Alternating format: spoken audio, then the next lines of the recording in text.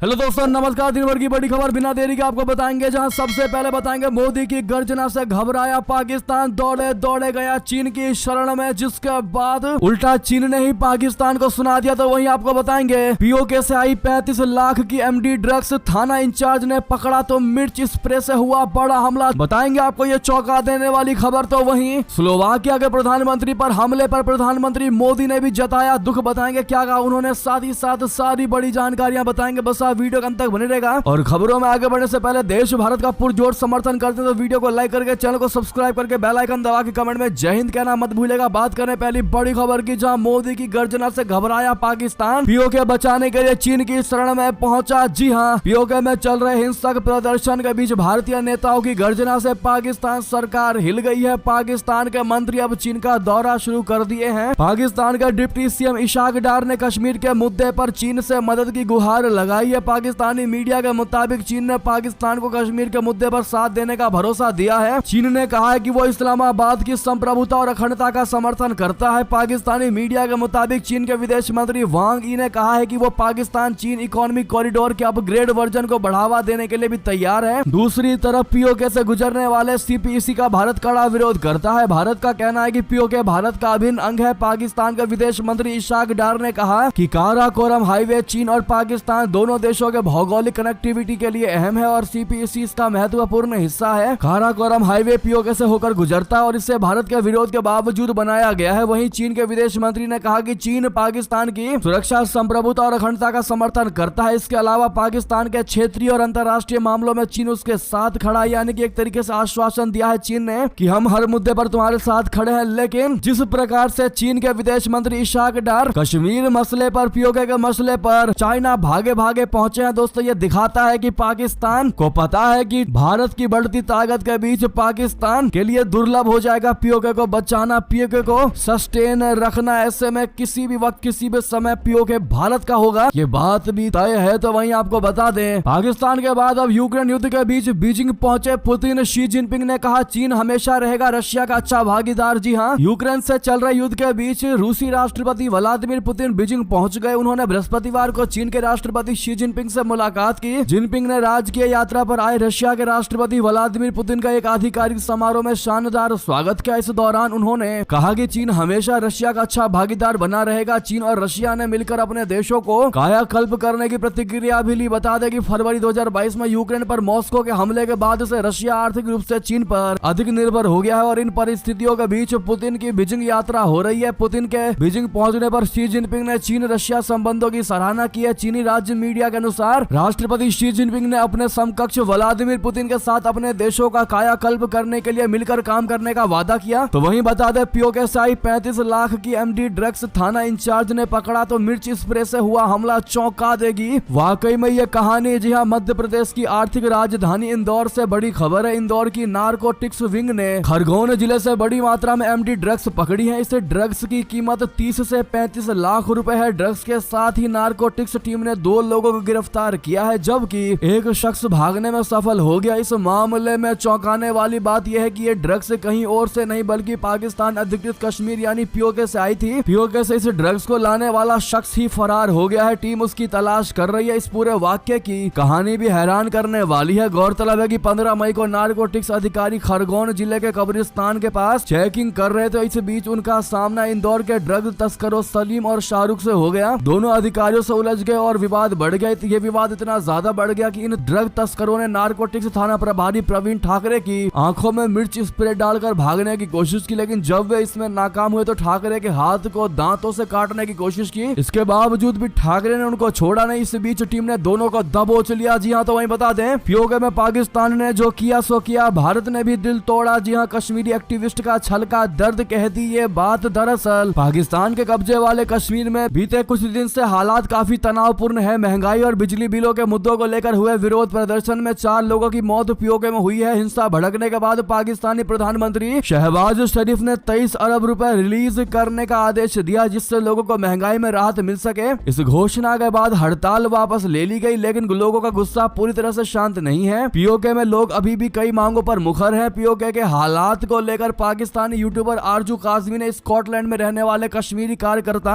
अमजद अयूब मिर्जा से बात की। मिर्जा ने पीओके के हालात बात को लेकर पाकिस्तान के साथ साथ भारत सरकार के रुख पर भी सवाल उठाया। मिर्जा ने कहा कि कश्मीर के लोग भोले और सादे हैं, प्यार से उनको आप जो कहोगे वो मान लेंगे, लेकिन जब आप रेंजर और सेना भेजकर उनको दबाएंगे तो फिर गुस्सा भड़केगा। इससे ये हुआ कि गुस्सा भड़का और लोगों ने पाकिस्तान के सुरक्षा कर्मियों को दौड़ा दौड़ा कर पीटा। आज भले ही पाकिस्तान सरकार के ऐलान के बाद मामला कुछ शांत दिख रहा हो, लेकिन ये खत्म होने वाला नहीं है। साथ ही मिर्जा ने यह भी कहा कि पीओके में जो हुआ उस पर भारत ने भी उनको निराश किया है। भारत ने पाकिस्तानी राजदूत को तलब नहीं किया और ना ही यूनाइटेड नेशन में इस पर कोई बात कही। यहाँ तक कि कोई बयान भी भारत सरकार की ओर से नहीं आया। इससे तो यही लगता है कि भारत अपना हिस्से भले ही पीओके को कहे, लेकिन यहाँ के लोगों की फिक्र उसको नहीं है। भारत का रुख इस मामले पर आक्रामक होना चाहिए था, जो नहीं दिखा। उसने पीओके से पूरी तरह से नजर फेर लिए, ये कहना है दोस्तों कश्मीरी एक्टिविस्ट मिर्जा का। जी हाँ, तो वहीं आपको बता दें स्लोवाकिया के प्रधानमंत्री पर हमले पर पीएम मोदी ने जताया दुख, लिखा खबर से गहरे सदमे में हूं। जी हाँ, स्लोवाकिया के प्रधानमंत्री रॉबर्ट फिको पर हुए जानलेवा हमले की खबर पर पीएम मोदी ने दुख जताया और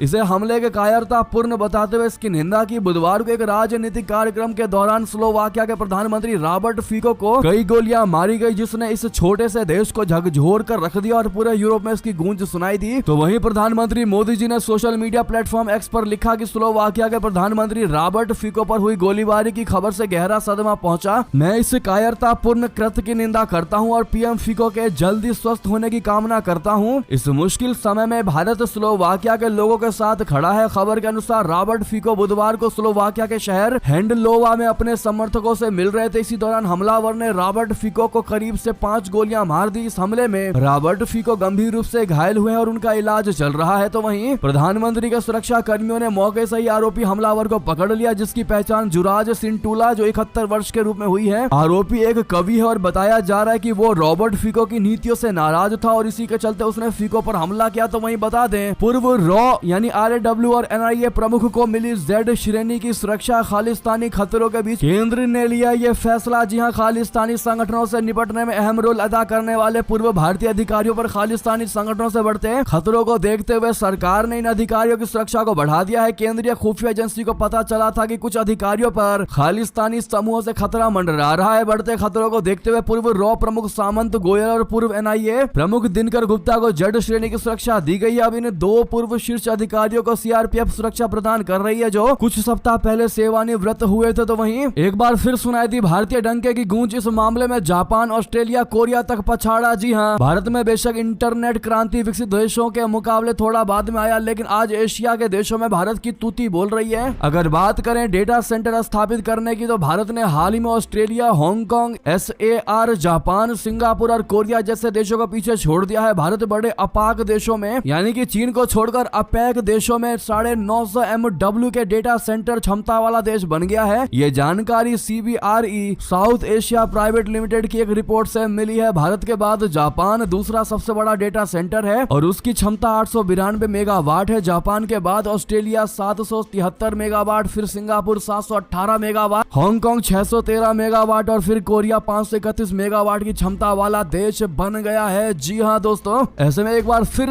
भारत के इस डंके की गूंज पूरी दुनिया में सुनाई दिया। ऐसे में मेरा भारत महान कहना मत भूलिएगा। तो वहीं बता दें इजराइल से भिड़ने को तैयार एक और मुस्लिम देश। राष्ट्रपति ने क्यों दी चेतावनी, बता दें यूरेशिया के मुस्लिम बहुल देश तुर्की के राष्ट्रपति रेसेप तैयब एर्दोगन ने इजराइल को लेकर बड़े खतरे की ओर इशारा किया है। बुधवार को एर्दोगन ने कहा कि इजराइल की नजर अब तुर्की पर है। अंकारा में तुर्की संसद को संबोधित करते हुए एर्दोगन ने कहा कि अगर इजराइल को नहीं रोका गया तो उसका अगला निशाना तुर्की होगा। राष्ट्रपति एर्दोगन ने यह भी कहा कि हमास इजराइल से 2-2 हाथ कर तुर्की की रक्षा कर रहा है। 7 अक्टूबर को हमास के इजराइल पर हमले के बाद से इजरायली सेना लगातार गाजा में मौत बरसा रही है। इस दौरान कई बार तुर्की राष्ट्रपति ने हमास का समर्थन किया है और इजराइल को गाजा में नरसंहार का दोषी करार दिया है। बुधवार को संसद को संबोधित करते हुए एर्दोगन ने कहा कि इजराइल न केवल गाजा में फलस्तीनियों पर हमला कर रहा है बल्कि हम पर भी हमला कर रहा है। हमास गाजा में अनातोलिया की अग्रिम पंक्ति की रक्षा कर रहा है। बता दें कि तुर्की यूरोप और एशिया दोनों महादेशों के बीच स्थित है। इसके एशियाई भाग को अनातोलिया और यूरोपीय भाग को थ्रेस कहा जाता है। तुर्की नाटो का सदस्य देश है। तो वहीं बता दें पुतिन के दौरे के बीच पाकिस्तान के विदेश मंत्री को चीन ने रिमांड पर लिया। इस वादे पर छूटी जान। जी हां, पाकिस्तान में चीनी नागरिकों पर बढ़ रहे हमलों को लेकर चीन ने पाकिस्तान के विदेश मंत्री को खरी खोटी सुनाई है। बुधवार को चीन ने पाकिस्तान से अपने श्रमिकों की सुरक्षा के लिए हर संभव कोशिश करने के लिए कहा है। हाल में ही चीनी नागरिकों पर बड़े हमलों को लेकर चीन चिंतित हो गया है। जैसा कि हमने आपको शुरू में बताया कि इशाक डार अभी चाइना पहुंच चुके हैं और चर्चा के दौरान चीन ने पाकिस्तान के सामने अपने कर्मियों की सुरक्षा का मुद्दा भी उठाया है, जिसमें चीन के विदेश मंत्री ने कहा कि पाकिस्तान को सीपीईसी परियोजना में शामिल हजारों चीनी श्रमिकों की सुरक्षा के लिए हर संभव प्रयास करने चाहिए। तो वहीं बता दें, पाकिस्तान की संसद में भारत की तारीफ में पढ़े गए कसीदे पाकिस्तानी सांसद ने अपने देश को दिखाया आईना। जी हां, पाकिस्तान की मुत्तहिदा कौमी मूवमेंट पाकिस्तान पार्टी के सांसद सैयद मुस्तफा कमाल ने संसद में भारत के चंद्रयान 3 का जिक्र कर अपने ही देश को आईना दिखाने का काम किया है। उन्होंने पाकिस्तानी संसद को संबोधित करते हुए कहा कि भारत चांद पर पहुंच गया है, लेकिन कराची के बच्चे अभी भी खुले गटर में गिरकर दम तोड़ रहे हैं। कमाल ने संसद में अपने संबोधन की शुरुआत करते हुए कहा कि कराची पाकिस्तान को रेवेन्यू इंजन है। देश में 2 सी पोर्ट हैं जो कराची में है। ये शहर पाकिस्तान का ही नहीं बल्कि मध्य एशिया और अफगानिस्तान तक का गेटवे है। हमारे देश को 68% रेवेन्यू अकेले कराची से मिलता है, लेकिन फिर भी कराची की दिक्कतें कम नहीं हो रही। उन्होंने आगे कहा कि आज स्थिति ऐसी है कि भारत चांद पर पहुंच गया है, जबकि हमारे यहाँ बच्चे खुले गटर में गिरकर मर रहे हैं। तो वहीं बता दें, पुतिन ने दुनिया को दिखाई 40 फीट की खतरनाक परमाणु मिसाइल छिपी हुई पनडुब्बियों से होती है लॉन्च, जिसके बाद टेंशन में दिखाई दिया नाटो। जी हां, रशिया के राष्ट्रपति व्लादिमीर पुतिन ने अपने परमाणु शस्त्रागार से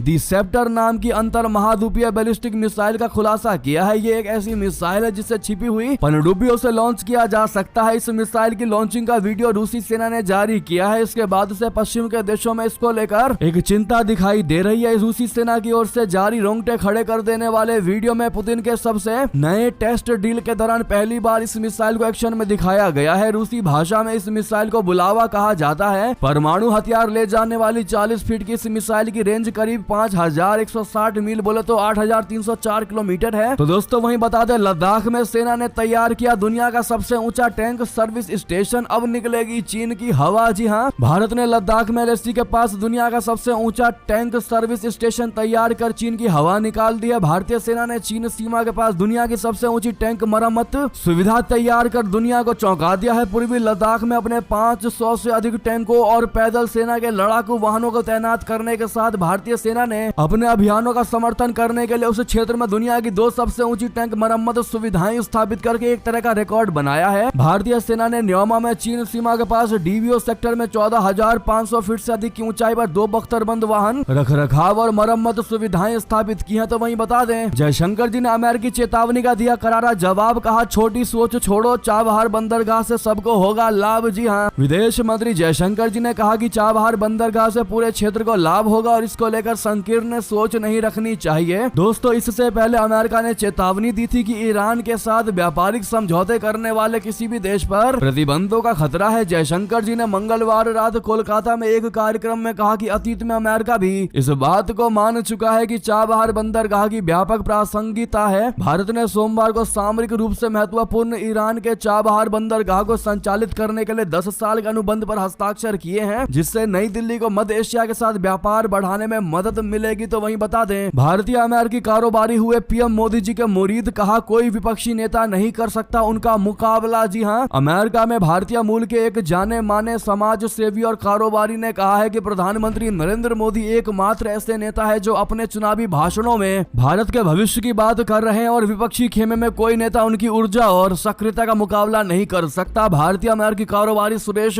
V शेनॉय को दिए साक्षात्कार में कहा कि भारत की अर्थव्यवस्था नई ऊंचाइयां छू रही है और इसके साथ देश में अवसर ही अवसर हैं। भारतीय प्रौद्योगिकी संस्थान यानी IIT के पूर्व छात्र शेनॉय ने कहा कि मैं भारत के चुनावों में देख पा रहा हूं कि मोदी ही एकमात्र ऐसे व्यक्ति हैं जो भविष्य की बात कर रहे हैं। ये बात कर रहे हैं कि प्रौद्योगिकी का उपयोग कैसे करना है। तो वहीं बता दें, तुर्की के खलीफा एर्दोगन की कुर्सी पर खतरा मंडरा रहा। देश में तख्ता पलट की आशंका, एक्शन में सरकार। जी हां, तुर्की के गृह मंत्री अली येरलिकाया ने कहा है कि रेसेप तैयब एर्दोगन की सरकार को गिराने की साजिश रचने वालों की पहचान की जाएगी और उन पर कानूनी कार्रवाई होगी। उन्होंने कहा कि अगर किसी निकाय में राष्ट्रपति, सरकार और दूसरे राजनेताओं के खिलाफ कोई काम हुआ है तो हम इसकी तह तक जाएंगे। हम इस पूरे स्ट्रक्चर की संरचना की पहचान करेंगे और सभी को अदालत के सामने पेश करके सजा दिलाएंगे। उन्होंने ये भी ऐलान किया है कि इंस्पेक्टरों की रिपोर्ट भी जल्द ही तैयार हो जाएगी और सार्वजनिक कर दी जाएगी। तुर्की में एर्दोगन सरकार के तख्ता पलट की कोशिशों की खबरें सामने आने के बाद गृह मंत्री ने यह बात कही है। तो वहीं आपको बता दें, विपक्ष ने हिंदू और मुसलमानों को लड़ाया, मैंने तो बस उनकी सच्चाई को उजागर किया। जी हां, उत्तर प्रदेश रैली में PM मोदी ने बहुत बड़ा बयान दिया। प्रधानमंत्री नरेंद्र मोदी जी ने गुरुवार को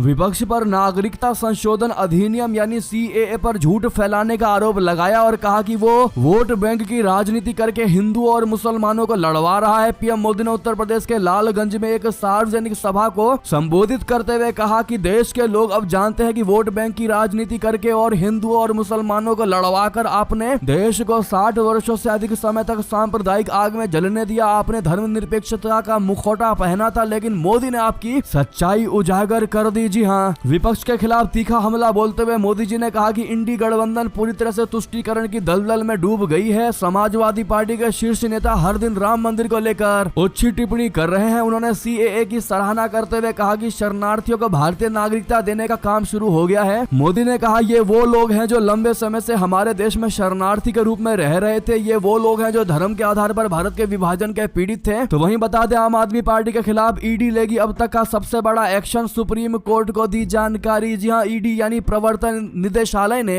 गुरुवार को सुप्रीम कोर्ट को बताया कि वो कथित उत्पाद शुल्क नीति घोटाले से संबंधित मनी लॉन्ड्रिंग मामले में जल्द ही दिल्ली के मुख्यमंत्री अरविंद केजरीवाल और आम आदमी पार्टी के खिलाफ अभियोजन शिकायत यानी आरोप पत्र दायर करेगा। ईडी की ओर से पेश होते हुए अतिरिक्त सॉलिसिटर जनरल SV राजू ने जस्टिस संजीव खन्ना और जस्टिस दीपांकर दत्ता की पीठ को बताया कि हम अरविंद केजरीवाल और आम आदमी पार्टी के खिलाफ चार्जशीट दायर करने जा रहे हैं। हम इसे जल्द ही दाखिल करेंगे। यह फिलहाल पाइपलाइन में है। केजरीवाल द्वारा अपनी गिरफ्तारी के खिलाफ दायर याचिका पर सुनवाई के दौरान ईडी ने कोर्ट को इस बारे में जानकारी दी है। तो वहीं बता दें, कश्मीर में बीजेपी किसी सीट से नहीं लड़ रही है चुनाव, फिर कैसे निभा रही है अहम रोल। बता दें, कश्मीर घाटी में लोकसभा की 3 सीटें हैं, लेकिन बीजेपी कहीं से भी चुनाव नहीं लड़ रही है। वो सिर्फ जम्मू डिवीजन की 2 सीटें और लद्दाख में चुनाव मैदान में है, लेकिन घाटी की 3 सीटों पर भाजपा नदारद रहकर भी बड़ी भूमिका निभाती नजर आ रही है। श्रीनगर में पिछले चरण में ही चुनाव हो चुके हैं। 5वें चरण में बारामूला लोकसभा सीट पर 20 मई को मतदान होना है। यहाँ वैसे तो कुल 23 प्रत्याशी चुनाव मैदान में है, लेकिन मुख्य मुकाबला नेशनल कॉन्फ्रेंस के उमर अब्दुल्ला और पीपल्स कॉन्फ्रेंस के सज्जाद लोन के बीच बताया जा रहा है। तो वहीं बता दें, मोदी जी को तीसरी बार बना दो प्रधानमंत्री, गौ हत्या करने वालों को उल्टा लटकाकर सीधा कर देंगे। जी हाँ, अमित शाह जी का सबसे बड़ा बयान गौ हत्या को लेकर, जहां केंद्रीय गृह मंत्री अमित शाह जी गुरुवार को चुनाव प्रचार करने के लिए बिहार के मधुबनी जिले में पहुंचे। यहां से उन्होंने ईडी गठबंधन पर जमकर निशाना साधा। अमित शाह जी ने इस दौरान कहा कि पूरे देश के दलित पिछड़ों के आवाज को बुलंद करने का काम कर्पूरी ठाकुर ने किया था।